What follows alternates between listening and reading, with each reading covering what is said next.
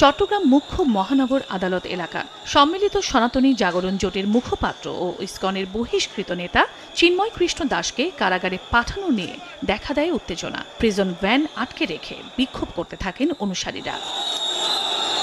প্রায় 2 ঘন্টা চেষ্টা করেও তাদের সরাতে না পেরে সাউন্ড গ্রেনেড ছুঁড়ে ও লাঠিচার্জ করে উত্তেজিত জনতাকে ছত্রভঙ্গ করে দেওয়ার চেষ্টা করে আইনশৃঙ্খলা রক্ষা বাহিনী। শুরু হয় ব্যাপক সংঘর্ষ। দফায় দফায় চলে ধাওয়া পাল্টা ধাওয়া, ভাঙচুর করা হয় বেশ কিছু যানবাহন ও স্থাপনা।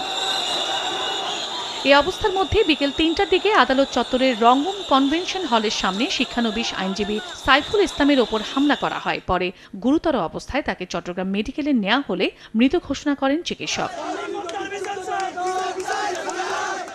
তার হত্যার প্রতিবাদে মেডিকেলে মিছিল বের করেন আইনজীবী ও চট্টগ্রাম মহানগর জামায়াতে ইসলামী। হত্যাকাণ্ডের প্রতিবাদে বুধবার আদালত বর্জনের ঘোষণা দিয়েছেন আইনজীবীরা।